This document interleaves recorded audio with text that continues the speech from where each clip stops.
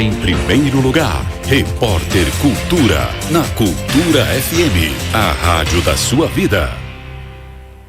8 horas mais 8 minutinhos, 8:08, nós estamos de volta na apresentação do seu Repórter Cultura, edição desta segunda-feira, dia 4 de setembro de 2023. A hora certa por aqui, sempre no oferecimento de Lojas Hart, desde 1921, sempre presente, 8 horas mais 9 minutinhos, e nós vamos ao ar todos os dias no oferecimento da Világio de Cedro. Chegou a Rio dos Cedros, a melhor casa de massas da região, com toda certeza. A inauguração foi na última sexta-feira. O pessoal aqui da Rádio Cultura acompanhou e a gente pôde verificar aí realmente que se trata de uma casa maravilhosa, Casa Világio de Cedro, aqui na cidade de Rio dos Cedros. Obrigado para você que está participando, interagindo com a gente, participando da nossa programação através aí do nosso WhatsApp, do nosso Facebook, do YouTube. Você está interagindo hoje com a gente, dizendo aí se você vai ou não participar do desfile cívico aí de 7 de setembro,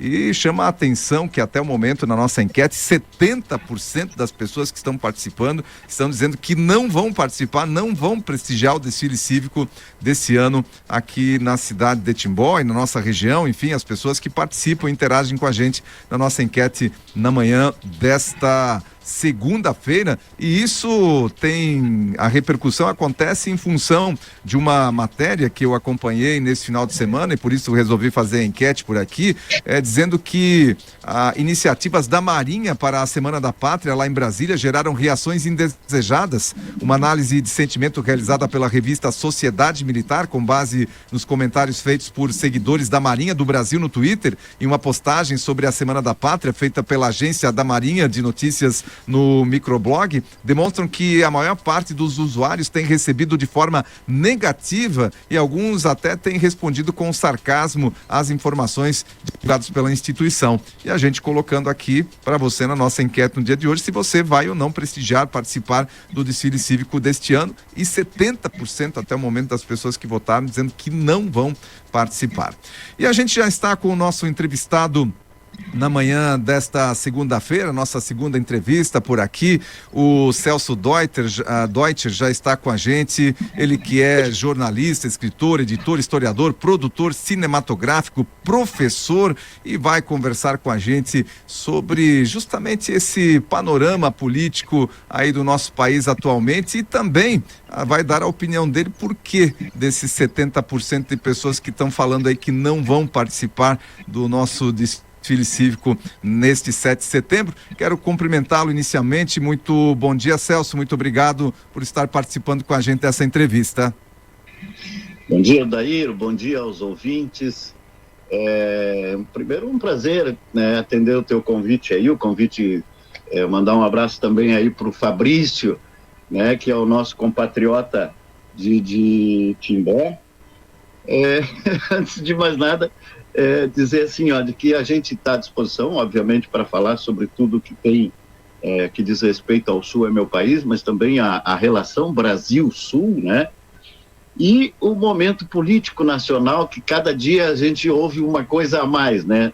Essa informação que tu trouxe agora da revista da Marinha lá, ou do microblog, eu nem tinha essa informação, fiquei sabendo agora por ti aí, não sabia dela. Mas veja, o Brasil atravessa um momento extraordinariamente ruim na questão política, né? Nós temos um Sul que pensa de uma maneira e um resto do Brasil que pensa de uma outra maneira. Infelizmente, no dia da pátria brasileira, os próprios brasileiros dizem, olha, não vou mais participar, não vou participar de uma comemoração porque não sinto isso. Isso tem uma boa tonalidade de desilusão com o país também. Não é só porque o Exército, a Marinha e a Aeronáutica não fizeram aquilo que a população queria, mas também de desilusão, né? É meio que parecido com aquela época que nós torcíamos para a nossa seleção brasileira e o Brasil inteiro era uma nação. Hoje em dia, nem para isso a gente não faz mais, né? Não torce mais, porque até a seleção parece que foi corrompida. Pois é, Celso, e entrando nesse tema, nesse assunto, o que a gente pode perceber é que será que não é isso, né? Agora a sua opinião, será que não é isso também que se quer, de certa forma, com todo esse movimento? Que o brasileiro perca esse sentimento de patriotismo, que o brasileiro perca esse sentimento de amor pelo país, de amor pelos símbolos nacionais? Será que no momento em que as pessoas estão desistindo disso, não é exatamente cumprindo a agenda? Eu particularmente acho o seguinte: primeiro que a gente tem que ter respeito pelos símbolos nacionais, a bandeira do Brasil, né, o hino nacional, esses símbolos que unem pessoas todos os dias. Acho que nós temos que ter respeito. Eu respeito muito sempre que eu estou em qualquer solenidade, mesmo eu sendo um separatista convicto. Eu canto o hino nacional brasileiro com muito orgulho, porque vivi nele e vivo nele ainda, né? Desculpa.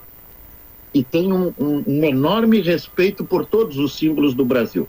Não é porque o governante não é do meu agrado que eu vou deixar de respeitar os símbolos nacionais. Acho que essa questão do patriotismo, ela deve ser colocada para as nossas novas gerações também, de que não é o governante de plantão que faz com que um país seja melhor ou pior. Os governantes vão e vêm, o país continua, né? Eu sinto particularmente que o que falta no Brasil, e sempre faltou, e não foi diferente nesses últimos anos, é que faltou esse patriotismo, de gostar do país para valer. As pessoas gostam até certo ponto, daí quando o governante não é da sua cor política, né, as pessoas deixam de gostar. Nós temos uma convicção, como separatistas do Sul, de que o nosso nacionalismo é o nacionalismo azul e branco. Assim como o nacionalismo brasileiro é o verde e amarelo, que a gente respeita muito. Falta muito no Brasil esse amor ao país e não a governantes, a políticos, né? Nós estamos com um problema muito sério no Brasil. Todo mundo tem político de estimação agora, né? Quando não é o seu... Nas últimas eleições a gente ouviu muito isso daí, e isso é perigoso, isso é ruim, porque não é o cara que está 4 anos lá que representa esse país, o país grande, o país Brasil, que a gente sempre aprendeu a gostar. Esses caras vão e vêm. O país continua, as instituições continuam. Eu não gosto desse governante, e sou franco a dizer, não é o cara que eu desejei que estivesse lá. Agora, por outro lado, nem por isso eu deixo de gostar do Brasil, porque ele está dirigindo o país, né? Esse cara aí, se Deus quiser, na próxima ele vai ser tirado. Agora, o país, esse país, o Brasil, as pessoas têm que começar a reagir para tentar melhorar o país, né? Infelizmente, as pessoas desistem do país porque acham que não, esse cara que pintou o país de verde, de azul, de vermelho, não é o cara que me representa. Não me representa também, com certeza, mas nem por isso eu deixo de gostar do Brasil como eu sempre gostei, apesar de ser sulista. Muito bem, a gente viu uma movimentação e o pessoal começou a massacrar aí nas redes sociais, na mídia principalmente, o Romeu Zema por uma declaração que ele fez recentemente que não tinha nem a ver com nada de separatismo, enfim, mas apenas falando lá da questão dos impostos, do retorno que os impostos têm, enfim. Como é que você viu toda essa movimentação e essa situação, Celso? Olha, primeiro assim, nós temos que separar duas coisas, né? Uma, o governador Romeu Zema, ele é parte de um sistema, ele está fazendo uma reclamação muito justa, né? De que tem que ser melhor distribuído os impostos no Brasil, né? A Minas Gerais sofre tanto quanto o Sul com essa questão dos impostos, né? Mas não esquecer também que o governador Zema, ele é parte do sistema como qualquer outro governador, o de Santa Catarina, o do Paraná, o do Rio Grande do Sul também, o de São Paulo, que São Paulo é um dos mais esfolados aí da Federação Brasileira, né? E o Brasil é aquela história, o poste mija no cachorro, né?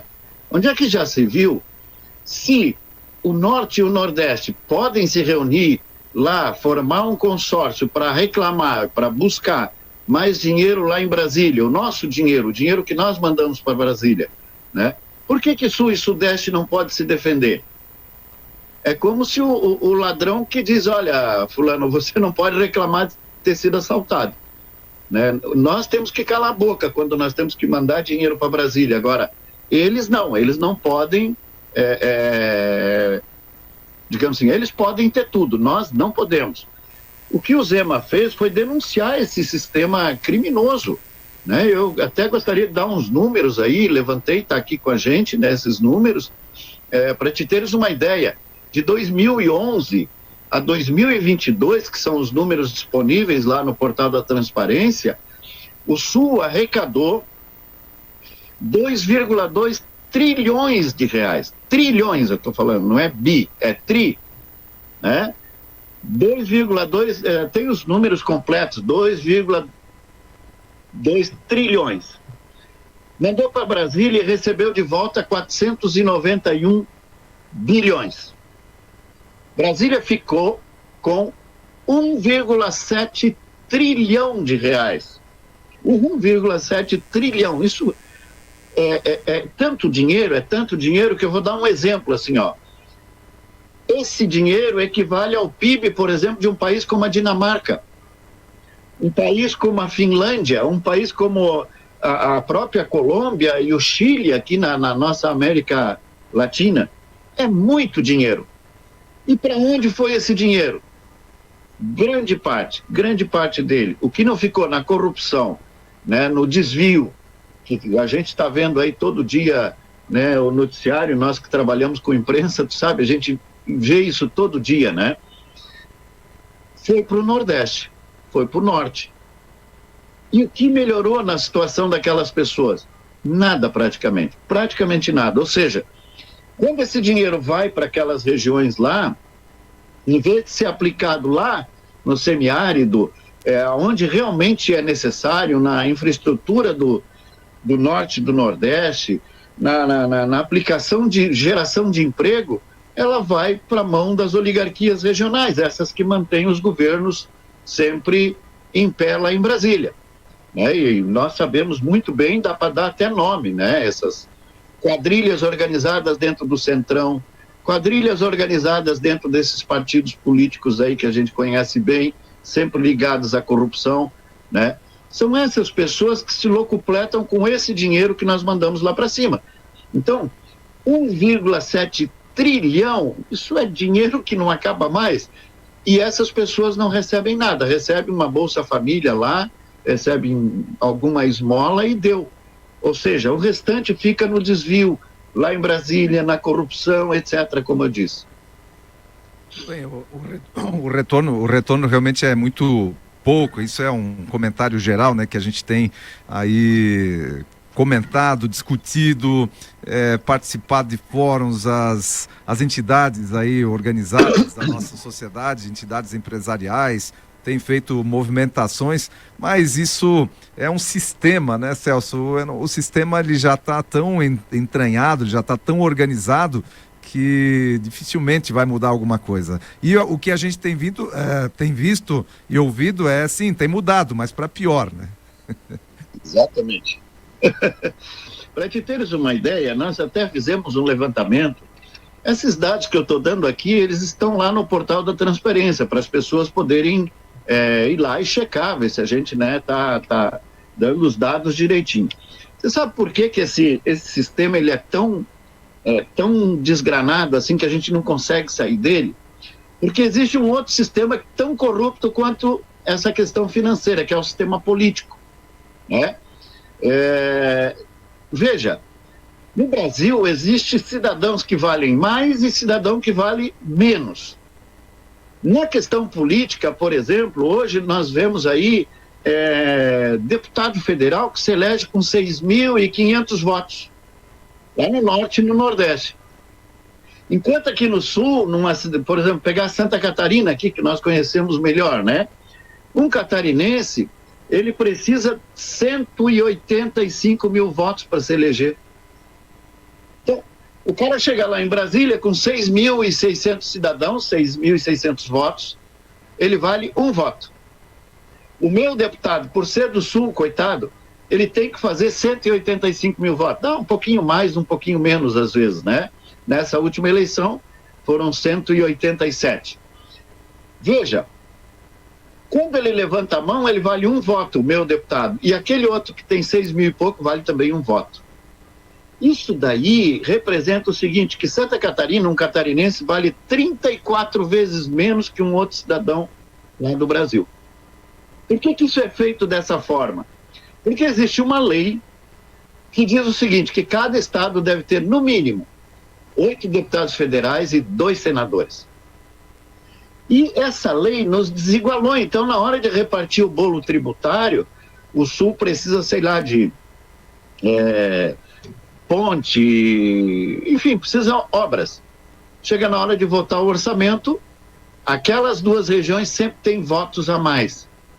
Ou seja, eles elegem muito mais deputados. Eu tenho até um número aqui para as pessoas verem como isso é difícil. Por exemplo, o Sul hoje tem 3 senadores, né, cada estado. Num total de 9 senadores aqui do Sul. São 77 deputados estaduais, federais.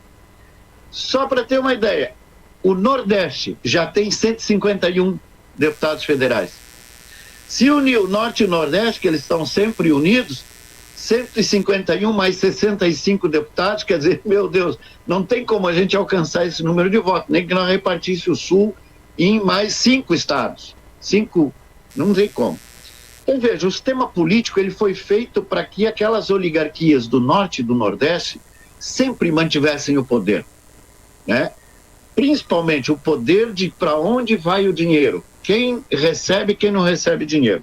E aí a gente vê essas ações criminosas que eles fazem aí na hora de repartir aquilo que que a gente arrecada. Pois é, mas tem uma movimentação aí, inclusive, que eu já tenho acompanhado, de querer aumentar o número de deputados. Como é que você vê isso aí, hein? Olha, coisa boa, Santa Catarina vai ganhar 4 deputados, né? Vai ter 4 a mais lá. Mas veja, não é o sistema que apodreceu. Eu sempre digo nas minhas palestras, né? E disse aí, inclusive na Câmara de Vereadores aí de Timbó, quando estive ali, fiz uma palestra, né?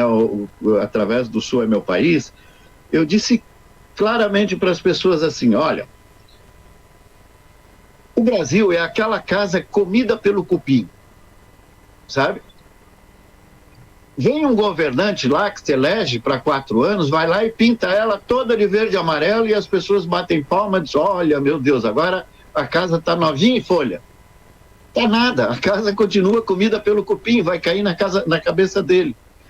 Aí, depois de 4 anos, vem outro lá e pinta a casa, se elege e pinta a casa de vermelhinho. Aí os outros todos, meu Deus, agora sim, se livramos não sei do que, temos uma casa nova. Não, não tem. A casa é a mesma, ela está comida pelo cupim, porque as instituições brasileiras, elas estão apodrecidas, o executivo está... Se não tiver o apoio do Centrão e de todas aquelas quadrilhas que estão organizadas lá, o governo não se mantém. E pode ver aí com quem estava abraçado o último governante, fora esse que está eleito, né? Esse que está eleito já se abraçou com toda aquela galera tudo de novo para ele se manter no poder. Então o executivo está podre. O legislativo, se tu olhar, 80% do que tem de deputado lá ou está prestes a ser preso porque tem algum problema na justiça, ou está com um problema muito sério de se vender para isso, para aquilo, para poder ter votações, que é a corrupção endêmica do poder legislativo, e nós temos um judiciário que legisla, que é a última coisa que nós já imaginamos ter num país, é um judiciário que faz lei. O judiciário não tem que se meter nesse lado, não é a questão dele, ele tem que fazer cumprir a Constituição. Então, a minha conclusão, e eu posso estar muito errado nisso também, mas a minha conclusão, pela experiência que eu tenho nessa área aí, é que os 3 pilares da República estão podres. Ou você põe essa casa abaixo e refaz ela dentro de alicerces novos, ou nós vamos continuar remendando essa casinha e pintando ela um dia de vermelho, outro dia de verde e amarelo, daqui a pouco vem, sei lá, um laranja, depois vem, sabe? O Brasil é um país que ele precisa, aquilo que o Capistrano de Abreu dizia na década de 30, que a Constituição brasileira devia ter só um artigo. E esse artigo devia ser o seguinte: todo brasileiro deve ter vergonha na cara. Ponto. Fecha e toca para frente. Porque é uma vergonha para nós, sabe? Um país lindo desse. E eu não canso de elogiar uma série de coisas do país, com a riqueza que tem. Está nessa desgraça que nós estamos, tem gente passando fome no nosso país ainda. Tem gente que vive de Bolsa Família. Tem gente que vive de cota por aí, sabe? Para poder ir para a universidade precisa de cota. Isso é um absurdo. Isso não é o que nós queremos para o nosso país, né? Nós devíamos ter aqui uma educação de qualidade e não esse tipo de educação que nós temos, onde um professor ganha 2.500 pila por mês para trabalhar 40 horas, quando no Japão um professor com 40 horas ganha quase 20 mil reais. Como é que tu quer ter grandes mestres se você não tem dinheiro e não paga essas pessoas e tem uma educação de péssima qualidade? Aí você fica dando cota para esse, cota para aquele, Bolsa Família aqui, Bolsa Gás lá, num estado que distribui, que arrecada riqueza e distribui pobreza. É isso que nós temos no Brasil, infelizmente. O Brasil seria um país que ficou velho sem ficar rico? É isso aí. Eu até vi uma entrevista de alguém outro dia, né, que ele disse isso, que o Brasil ficou velho sem ficar rico, e é isso aí. E a culpa ou a responsabilidade disso é do sistema. Esse sistema, Celso, você que é estudioso do assunto, esse sistema, ele vem de longe já, né? Carcomendo o nosso país. Ele vem, na verdade, convenhamos, quando Portugal chegou aqui, o que ele fez? Todos os países nascem da seguinte maneira: se cria a nação, as pessoas, que é a nação, que está aqui na cabeça, no coração das pessoas, a vontade de viver juntos e ser feliz juntos. Essa é a ideia de criar um país. Quando a nação está pronta, se cria o Estado, que é as leis, é aquelas coisas todas que a gente tem, né, a Constituição, etc. O Brasil foi o contrário. Portugal chegou aqui e disse: não, está aqui o Estado. Os coitados dos índios, que nem sabiam o que era isso, tiveram que começar a se submeter a isso, lá em 1500 e pouco. O que aconteceu? Logo em seguida, e se você olhar a história, ela é linda nesse sentido, e a história do Sul mais ainda, né? Lá no início, já começou a dar problema. Em 1554, por exemplo, nós formamos um exército de 80 mil homens no Sul, guaranis, que lutaram contra a invasão espanhola e portuguesa, lá em cima, na República del Guaíra, ali no Paraná. Justamente porque Portugal veio e jogou o Estado primeiro, sem consultar a nação, ou seja, sem consultar esses seres humanos que viviam aqui. Então, em 1554, tu vê que o erro já está lá, o pessoal já percebeu. Em 1682, por exemplo, nós tivemos um outro levante no sul do Brasil, que foi os 7 povos das missões, também contra essa história de primeiro meter o Estado para depois ter a nação. Ou seja, adaptar você ao Estado português. Em 1835, quando estoura a Revolução Farroupilha, o que aconteceu? O centralismo já estava se entranhando. O Estado chegou primeiro, a nação veio depois, a nação começou a reclamar: escuta, eu quero autonomia, você não pode me taxar com esse tanto de imposto que você está botando aí, e por aí vai. Se antes eram movimentos nativistas, aí, em 1835 ele virou separatista. Já o pessoal do Rio Grande do Sul já quis separar do Brasil, como a República Cisplatina foi embora, que era Brasil antigamente. Em 1839, Santa Catarina também disse: olha, nós não queremos mais saber desse negócio aí, porque a nossa ideia de Estado é diferente. Caiu fora, ficou 100 dias um país independente, depois voltamos na marra a pertencer ao Brasil. Em 1894, a Revolução Federalista trouxe de novo a ideia de que o Brasil tinha que se descentralizar, ser mais nação e menos Estado. E engraçado que esses tempinhos atrás aí, né, quando o outro presidente estava no poder, o ministro da Economia dele dizia assim, olha, mais Brasil, menos Brasília, né? Que era uma frase que era para nós, colírio para os nossos olhos, como diz o outro, ou para os nossos ouvidos. Só que também não aconteceu nada, isso era uma frase de efeito dos políticos, tal. Os caras gostam de agradar gregos e troianos, né? E veja, em 1839, na Segunda Guerra Mundial, e aí Timbó tem muito a ver com isso, nós fomos proibidos de falar as nossas línguas mães. Veja, aí em Timbó, tu poderia estar falando 5 idiomas.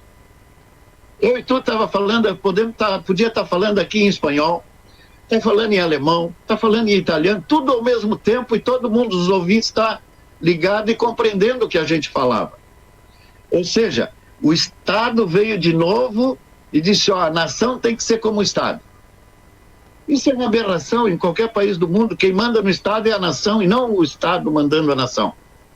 Houve uma rebelião aqui no Brasil, onde o Estado se arroga o direito de fazer tudo pela nação. É por isso que não dá certo. É por isso que as coisas não funcionam. É por isso que, por exemplo, aí em Timbó, um córregozinho é capaz de inviabilizar uma propriedade agrícola, porque existe um código florestal feito lá em Brasília por um monte de louco, que diz que de cada lado tem que ter tanto de floresta. Isso pode ser bom para a Amazônia, mas jamais vai ser bom para Timbó, jamais vai ser bom para Brusque, porque nós vivemos no minifúndio aqui. Esses caras nem sabiam disso e fizeram uma lei louca dessa para que nós também tivéssemos que cumprir.